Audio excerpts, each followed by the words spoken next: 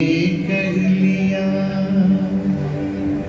थोड़ा बहुत जलपान, आगे की लीला दिखाता हूँ, प्रस्तुत है श्रीमान। और फिर निर्माण किया एक ऐसे राज्य का जिसे आग्नेय के नाम से जाना है। एक नगरी का निर्माण हुआ, अग्रसेन को गया ये श्रेय। अग्रसेन के नाम पर नाम पड़ा अग्रेय, नाम पड़ा अग्रेय। महाराज अग्रसेन की जय। भैया लाइट ऑफ कर दो प्लीज। कर्माओं एवं इलेक्ट्रिशियंस, आपसे अनुरोध है कि आग्नेयपुरी में किसी भी जाति धर्म का व्यक्ति हो, उसके लिए सभी सुविधाएं उपलब्ध हैं। कृपया आप मंदिर, धर्मशालाएं, बावड़ी, कुएं, पोखर, गौशालाएं आदि का निर्माण करें ताकि आग्नेयपुरी में बसने वाले सभी जन गौरवान्वित हो, उन्हें कभी किसी भी प्रकार की असुविधा न हो। जो आज्ञा महाराज। और देखते ही देखते आग्नेय गणराज्य में बसने की इच्छा से ब्राह्मण, क्षत्रिय, वैश्य, रत्नपारखी, शूरवीर सभी आने लगे और अग्रसेन ने प्रसन्नता पूर्वक सभी को अपने राज्य में बसाकर यथा योग्य स्थान दिया। देखते ही देखते एक वीरान भूमि भैया जी ये लाइट ऑफ कर दो प्लीज। राज्य में बदल गई एक ऐसी नगरी जहां शेर और गाय एक ही घाट पर पानी पीते। और फिर एक दिन महाराज अग्रसेन की जय। आज आपको जीवित और संपन्न देखकर जिस खुशी की अनुभूति हो रही है महाराज, उसे शब्दों में बयान करना मुश्किल है राजन। आपकी आंखों से बही अश्रुधारा ने सब कुछ कह दिया है तात। आपका आग्नेयपुरी में स्वागत है। मेरी व्याकुलता को शांत कीजिए तात और प्रतापपुर के समाचार बताइए। वहां तो बस अंधेर नगरी और चौपट राजा वाला हाल है महाराज। कुंदसेन और वज्रसेन की क्रूरता से प्रजा में त्राही मची हुई है। तभी तो हम लोग आपकी शरण में आए हैं महाराज। और मेरी माता भगवती देवी और भाई शौर्य सिंह, राजमाता वैदर्भी ऋषि सौम्य शौर्यसेन के साथ प्रतापपुर को त्याग कर कहाँ चली गई, ये कोई नहीं जानता महाराज। जाने कहाँ होंगे, इस हाल में होंगे। भैया लाइट ऑफ कर दो लाइट। आप लोग देश के हर कोने में मेरी माता और भाई शौर्य सिंह की खोज करें। महामंत्री चारों दिशाओं में अपने आदमियों को भेजिए। जो आज्ञा महाराज। और उनके परिवारजनों की देखरेख की जिम्मेदारी हमारी होगी।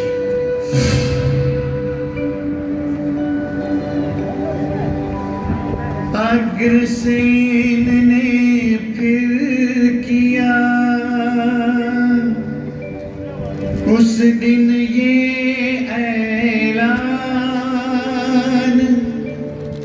जो मां भ्राता को खोजेगा उसे उचित मिलेगा इनाम। और फिर इस तरह महालक्ष्मी की कृपा और महर्षि गर्ग के मार्गदर्शन द्वारा अग्रसेन के कुशल नेतृत्व में आग्नेय नगरी दिन दूनी रात चौगुनी फलने फूलने लगी। और फिर एक दिन महर्षि गर्ग ने अग्रसेन से कहा, हे राजन, राज्य की संरचना तो हो गई, प्रजा में प्रसन्नता है, किंतु मानव जन्म के उत्थान हेतु अब आपको गृहस्थ जीवन में प्रवेश करना चाहिए। क्योंकि गृहस्थ कर्म मनुष्य का सदैव ही परम कर्तव्य माना गया है। मेरे विचार से नागलोक के राजा महीधर की कन्या माधवी हर तरह से आपकी धर्म पत्नी बनने के योग्य है। आप उनका वर्ण करके अपने कुल का विस्तार कीजिए। अंश वंश को चाहिए जिससे बढ़े है नाम। परंतु महर्षि, नागलोक आग्नेय गणराज्य के भविष्य हेतु यह सर्वथा उपयुक्त होगा। नागलोक के परम पूज्य और मेरे सखा महामुनि उद्दालक वहीं पर हैं। उनके प्रयत्न और तुम्हारे कर्म के कारण शीघ्र ही नागों के साथ तुम्हारी मित्रता होगी। तुम्हारे वापस आने तक आग्नेय गणराज्य का पालन एवं संरक्षण मेरा कर्तव्य है। तुम निश्चिंत होकर प्रस्थान करो। जो आज्ञा गुरुदेव। कल्याण हो। वर्ण हेतु संकल्प लिया किया मणिपुर को प्रस्थान।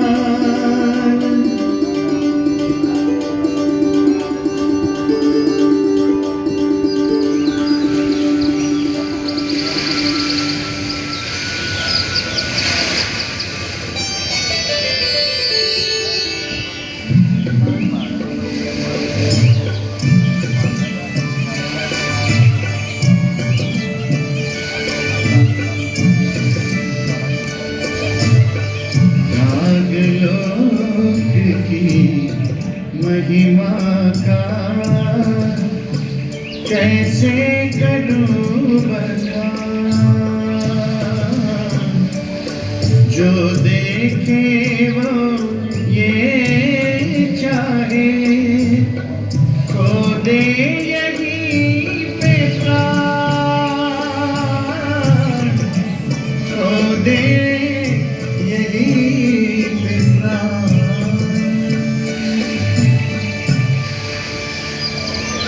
और फिर राजा अग्रसेन लोहित नदी के किनारे वटवृक्ष के नीचे बैठे महर्षि उद्दालक के पास पहुंचे। प्रणाम मुनिवर। कल्याण। मेरा सौभाग्य। नागलोक में आपका स्वागत है राजन। मैं महर्षि गर्ग का शिष्य अग्रसेन और महर्षि के आदेशानुसार राजकुमारी माधवी से विवाह हेतु आया हूँ। मार्गदर्शन कीजिए। मुझे ज्ञात है वत्स कि कैसे तुम्हें महालक्ष्मी की प्रसन्नता प्राप्त हुई। गुरु गर्ग मुनि की तुम पर कृपा दृष्टि है। तुमने स्वयं अपने राज्य की स्थापना की है। परंतु राजन, ये नाग जीतात्मा है। इन्हें बल से नहीं मात्र बुद्धि से ही जीता जा सकता है। हे राजन, तुम्हें काल की गति के अनुरूप ही उत्तम आचरण करना चाहिए। जब उपवन में विहार करो। नागपुत्री माधवी से वही तुम्हारी भेंट होगी। जैसी आज्ञा। प्रणाम। विजय।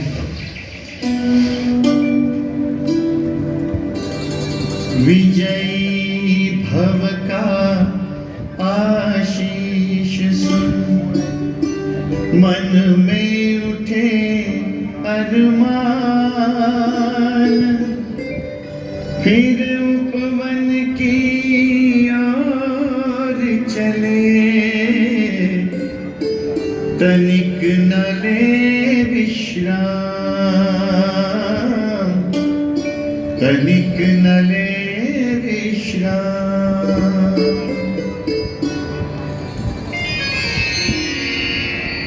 इधर महाराज अग्रसेन उपवन में भगवान शिव को प्रणाम कर भोजनोपरांत वृक्ष के नीचे विश्राम करने लगे। और उधर नागलोक में नागराज महीधर और रानी नागेंद्री अपनी पुत्री के विवाह योग्य हो जाने को लेकर विचार विमर्श कर रहे थे। देवी नागेंद्री, आपने इतनी सुंदर और गुणी पुत्री का पिता बनाया है। मैं आपका ऋणी हूं, परंतु चिंतित नहीं। चिंतित क्यों स्वामी? अब कन्या विवाह योग्य हो गई है। अब इतनी सुंदर गुणवान पुत्री हेतु वर का चयन करना बहुत दुर्लभ है। इसका निर्णय पुत्री माधवी को ही क्यों नहीं करने देते? वो स्वयं जिसे चाहे उसे स्वीकार करे। उत्तर तो अनुकूल है, क्यों न माधवी का मन लिया जाए। पर हमारी राजकुमारी है कहाँ? मैं यहाँ हूँ पिताश्री। ओहो, कोई गुप्त मंत्रणा हो रही है। तेरे पिता तेरे विवाह को लेकर चिंतित हैं। ये तो सत्य है बेटी। अच्छा बताओ, तुम्हें कैसा पति चाहिए? इस नागलोक में तुम सभी को देख लो, फिर अपनी राय दो। पिताश्री, मैं नागों में से किसी को अपना स्वामी नहीं बनाना चाहती। कारण? सभी विषादी रसायनों को सिद्ध कर मोह ग्रसित हो चुके हैं। तो देवराज इंद्र को स्वीकार कर लो। तुम्हें पाने के लिए तो वे स्वयं इस लोक में आ जाएंगे। कदापि नहीं। कारण वो तो तपस्या और दान के फलस्वरूप होने वाली दूसरों की उन्नति को भी नहीं सह पाते। ज्ञात है ना, उन्होंने महर्षि गौतम की प्रिया अहिल्या की कामना की थी। और फिर स्त्री धर्म के नाते हमें दूसरी स्त्री के धर्म क्षेत्र में प्रवेश नहीं करना चाहिए। देवराज तो विवाहित है ना, और हमारे और देवताओं के मध्य मिलन का रिश्ता हो ही नहीं सकता। उनके बीच तो मात्र भक्त और भगवान का रिश्ता हो सकता है। ओहो, हमारी बेटी तो बहुत बड़ी बड़ी बातें करने लगी है नागेंद्री। पर बेटी है पिताश्री, मनुष्य ही श्रेष्ठ है। आप इनमें से ही मेरे योग्य किसी का विचार कर लीजिए ना। परंतु बेटी, मनुष्य तो लोभी और सब प्रकार के दोषों से युक्त होता है। अरे अरे, कहाँ चली? मुझे नहीं बात करनी आपसे, मैं जा रही हूँ। उत्तर तो दो। नहीं देना उत्तर। बेटी,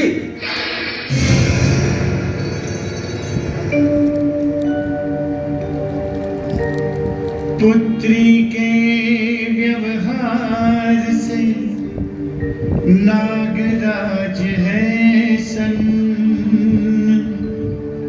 उपवन में प्रवेश किया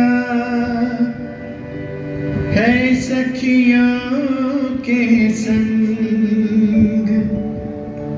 एक तो अल्हड़ उम्र उस पे यौवन का रंग, हंसती खेलती अपनी सखियों के संग, पुष्प चुनते हुए सारे करते किलोल, छाया है सभी पे देखो मस्ती का रंग।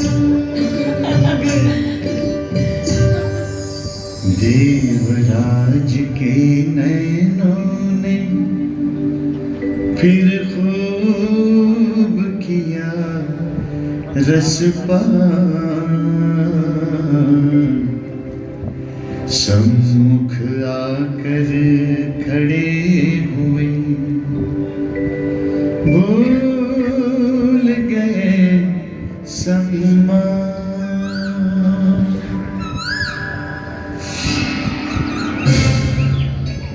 सुंदर, अति सुंदर नागकन्या माधवी, आपकी सुंदरता के बारे में जितना सुना था कम ही सुना था। मैं तुम्हारा और तुम्हारी सखियों का वर्णन करना चाहता हूँ। देवराज, अपनी मर्यादा में रहें। मर्यादा नहीं, तभी तो वर्णन करना चाहता हूँ। आप नाग भाव को त्याग कर देवांगनाओं की भांति मुझे अंगीकार कीजिए। परंतु देखो, नागों और मनुष्यों का यौवन धीरे धीरे नष्ट हो जाता है। मेरा वर्णन करोगी तो अमर हो जाओगी। मैं किसी भी देवता को अपने पति के रूप में वरण नहीं करूंगी, फिर चाहे मेरे प्राण ही क्यों ना चले जाएं। तुम देवराज इंद्र का अपमान कर रही हो। मैं स्त्री धर्म का सम्मान कर रही हूँ। इंद्र वहां से चले गए, मन में लिए कलेश, व्याकुल मन के शांति हेतु सरोवर में किया प्रवेश। इंद्र से हुए विवाद के कारण उत्पन्न हुई खिन्नता को सभी ने हास परिहास और जल क्रीड़ा से शांत किया।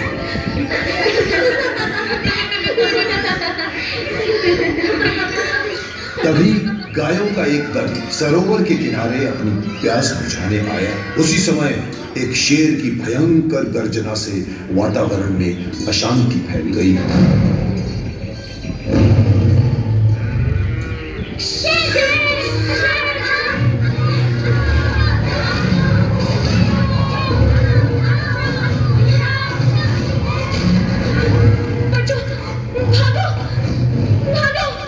अग्रसेन ने जब ये देखा तो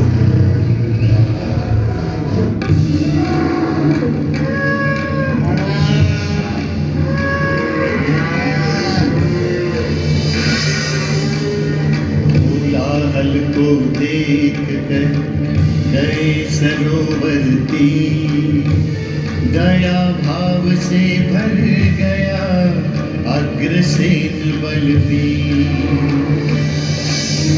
गायों की फिर रक्षा की नहीं निभाया बैर, गायों की ऐसी वर्षा की लिया सिंह को घेर, लिया सिंह को घेर।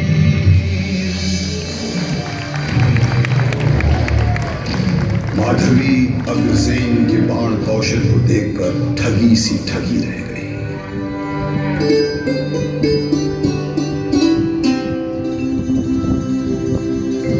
नजर नजर से जब मिली, शब्द हुए गुमनाम, कामदेव के चलने लगे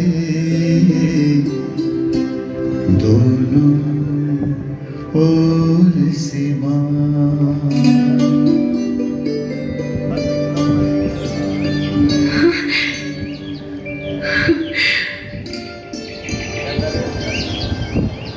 क्या सखी, कामदेव के वार चल के बोले ना।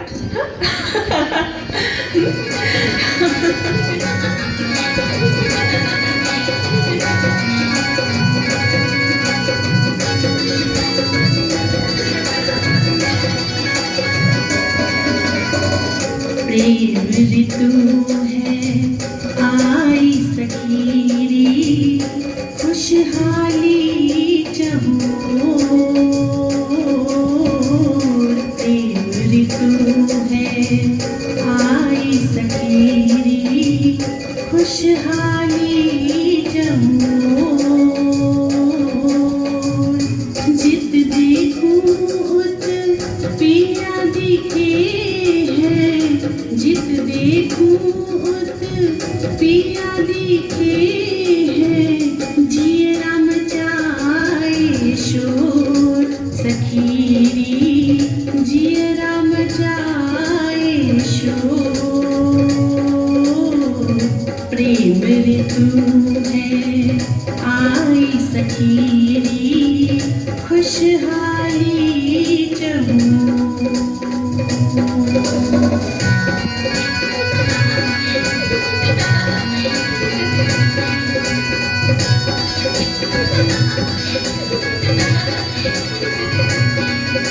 गुप्तचरों के माध्यम से जब नागराज महीधर को खबर मिली अग्रसेन के इस पराक्रम की, तो हमारी राज्य की सीमा में ऐसा वीर। सेनापति चित्रांग, आप फौरन अपनी सेना लेकर जाइए और उस पर विजय पाइए। जो आज्ञा नाकुल शिरोमणि।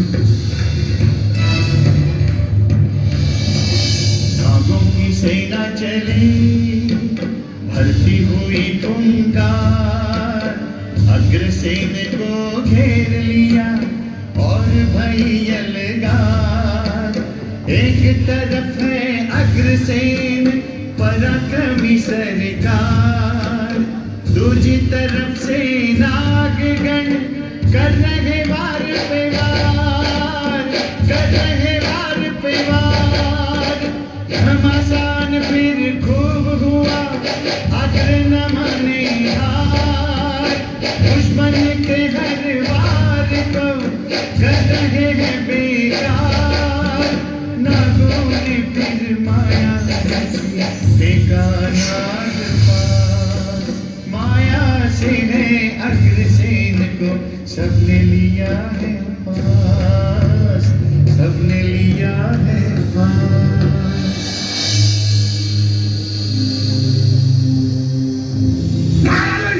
नहीं, इस वीर के बारे में जानना आवश्यक है। उसके बाद ही इसके वध या पूजन के बारे में निर्णय लेंगे। ले चलो इसे। अग्रसेन को नागराज के बंदी गृह में ले जाया और उधर नागकुमारी माधवी ने अपनी दिल की बात अपनी मां से कही। मां, मां, ऐसा पराक्रमी मनुष्य मैंने तो मन ही मन उन्हें अपना पति मान लिया है।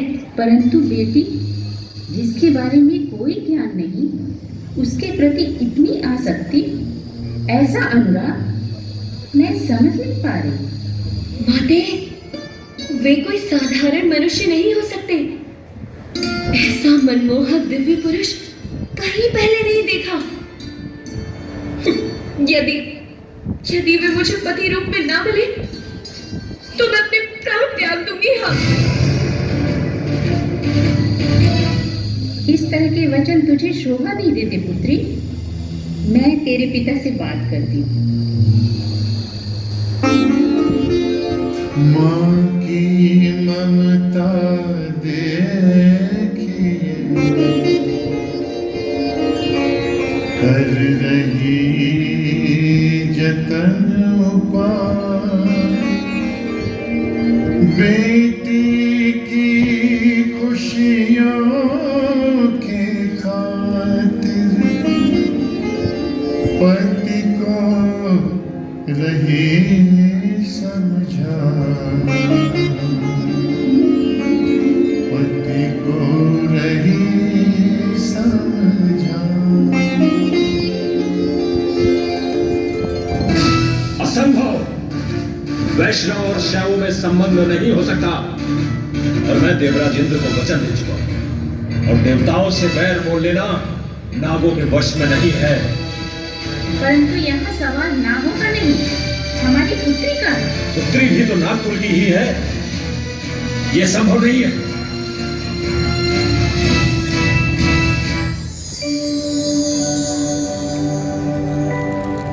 नागेंद्री है सोच रही अब जाने का हो, संज्ञा शून्य सी हो गई, खड़ी खड़ी रही रो।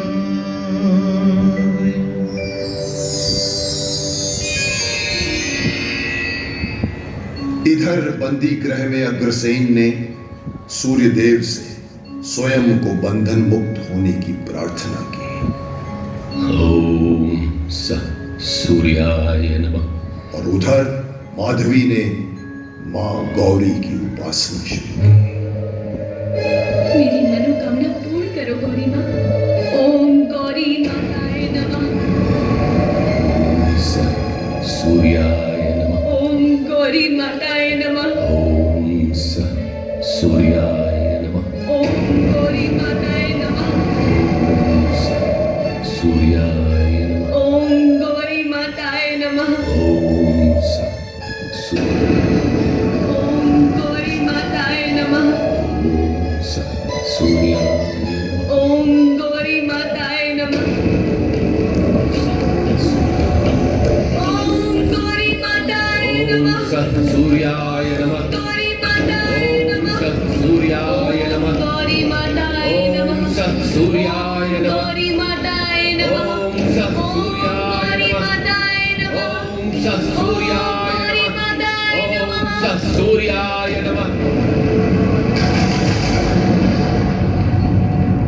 तुम्हारी मनोकामना पूर्ण हो, पूर्ण हो, पूर्ण हो। मैं धन्य हुआ प्रभु। तुम्हारी मनोकामना पूर्ण हो बेटी, पूर्ण हो बेटी, पूर्ण हो बेटी। आपके दर्शन पाकर मैं धन्य हो गई माँ। महीधर अपनी पुत्री को लेकर और नागवंश को देवताओं के प्रकोप से बचाने हेतु परेशान था। उसने अपने मंत्रियों से इस समस्या का समाधान मांगा। यदि आप लोगों के पास इस समस्या का कोई समाधान है तो कहिए। किसी मनुष्य के साथ नाग कन्या का विवाह करना सर्वथा अनुचित है। यदि हम अग्रसेन को डस ले तो मृतक के साथ तो विवाह संभव ही नहीं। मुझे लगता है कि हमें देवों की शरण में जाना चाहिए। क्या हो गया है आपकी मती को? अरे उस नरेश ने तुम्हारा क्या बिगाड़ा है? और फिर गण क्यों? और हमने क्या अपराध किया है जो देवताओं से रुष्ट हो जाएंगे? सभी को गर्ग शिष्य सूर्यवंशी अग्रसेन का प्रणाम। एक अनुरोध लेकर आपकी शरण में आया हूं नागराज। कहिए, आप हमारी शरण में हैं। मैं अग्रोहा नरेश सूर्यवंशी अग्रसेन पुत्र श्री वल्लभ से आपकी पुत्री माधवी देवी का वरण करने की कामना से आपके समक्ष प्रस्तुत हूं। आपके आशीर्वाद का अभिलाषी हूं। यह संभव नहीं है। कारण ये कि वैष्णव और शैवों के मध्य हमेशा से वैमनस्य रहा है। विष्णु का वाहन गरुड़ सदैव हम नागों का वैरी रहा है। द्वितीय, तुम्हारे लोक में तो तुम्हारे स्वजन ही तुमसे वैर रखते हैं, तो फिर वैरों से रिश्ता निभेगा? ये संभव ही नहीं है। कृपया आप यहां से चले जाइए।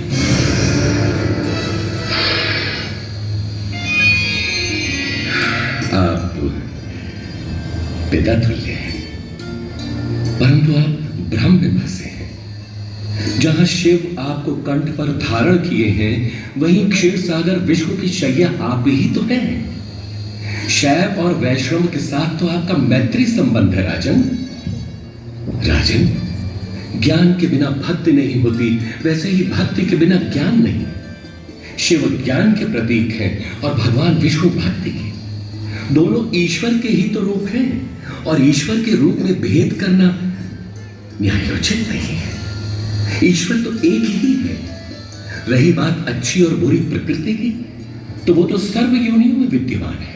पुरुषों में विद्वान और दोष रहित पुरुष के लिए तो सभी माननीय और पूजनीय है। मैंने ऋषियों से जो जाना वो आपको बताया। अब आप स्वयं निर्णय कीजिए कि मैं आपकी पुत्री के लायक हूं कि नहीं। परंतु देवराज इंद्र, यदि वे क्रोधित हो गए तो? हे तात, देवता न तो कृतज्ञ होते हैं, न कायर, न अहंकारी होते हैं, न मूर्ख। फिर वो क्यों रुष्ट हो जाएंगे? मैं सदैव देवताओं के हित में रहता हूं, भक्ति भाव रखता हूं, फिर वो मेरा अहित क्यों करेंगे? तुम धन्य हो अग्रसेन। हमें गर्व है कि तुम शास्त्रों में भी पारंगत हो और शस्त्रों में भी। नागराज, हमें अग्रसेन और माधवी पुत्री को परिणय सूत्र में बांध देना चाहिए। शायद यही विधाता की इच्छा है। जो आज्ञा गुरुदेव। वत्स अग्रसेन, आपका जैसा जमाता पाकर हमें गर्व है। आज से आप हमारा आतिथ्य स्वीकार कीजिए। गुरुदेव, उचित विवाह मुहूर्त देखिए, ताकि कन्यादान देकर मैं पितृ ऋण से मुक्त हो सकूं। जैसी आपकी इच्छा नागराज। महाराज महीधर की महाराज अग्रसेन की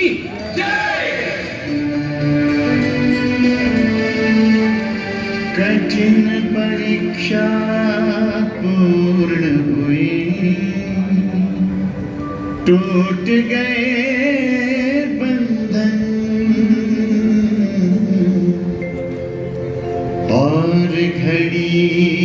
वो आ गई जिसे कहते हैं गठबंधन। जोरदार एक बार ताली बजा के स्वागत कीजिएगा। ये है भिवानी की धूमधाम से नागलोक में शादी की तैयारियां शुरू। महीधर ने खुशी खुशी अपनी पुत्री माधवी का कन्यादान किया और कहा, ये मेरी पुत्री आज से आपकी सहधर्मिणी हुई, इसे स्वीकार कीजिए। खुशी खुशी फिर कर दिया बेटी का कन्यादान। सकुचाए विनती करी, लो एक बात और मान। मेरी एक बात और मान लीजिए। आज्ञा दीजिए तार। जमाईराज, आप हमारी शेष कन्याओं के साथ भी पाणी ग्रहण संस्कार कीजिए। तार, मैं अपनी पत्नी के होते हुए अन्य किसी स्त्री का वरण कैसे कर सकता हूं? कृपया मुझे धर्म मार्ग पर चलने दीजिए। किंतु नरलोक में तो बहुविवाह को मान्यता है जमाईराज। नहीं तार, श्रुति ने स्पष्ट कहा है कि पत्नी पति का आधा अंग है। सौत का रहना सिर्फ नारी ही नहीं बल्कि पुरुष के लिए भी सदा दुखदायी होता है। मेरी पत्नी के सिवाय इस संसार की समस्त युवतियां अब मेरी बहन के समान हैं। मैं अब अन्य किसी का पति नहीं हो सकता, यही मेरा संकल्प है। तुम धन्य हो अग्रसेन। शायद ये माधवी के सत्कर्मों का प्रभाव ही है जो उसे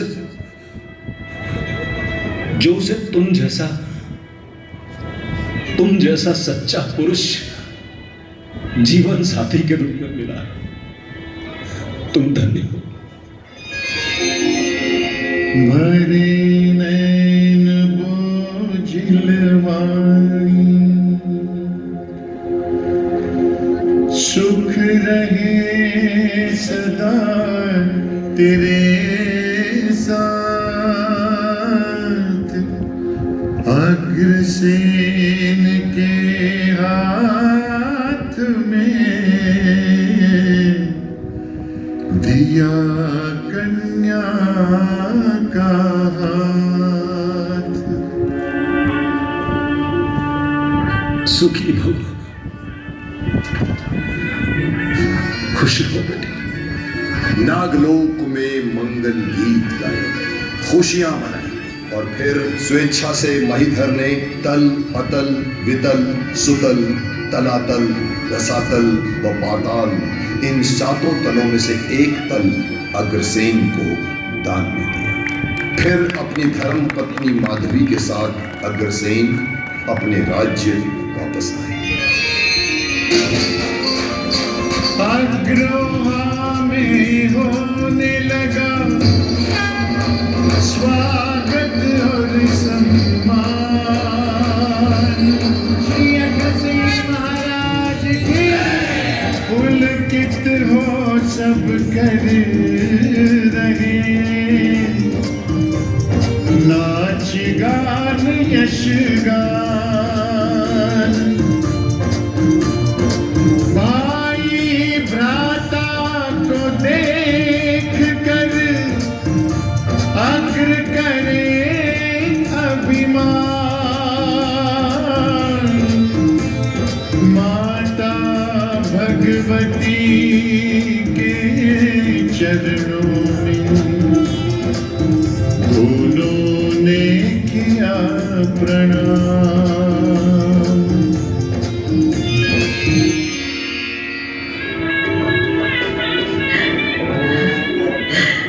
आज पुत्रवधू को देखकर मेरी समस्त कामनाएं पूर्ण हो गई।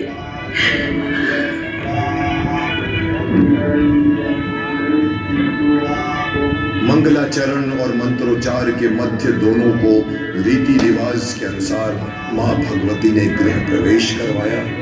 महर्षि गर्ग ने उनका अभिषेक किया। जोरदार एक बार ताली बजा के स्वागत कीजिएगा। और हमारे बीच पधार चुके हैं आज के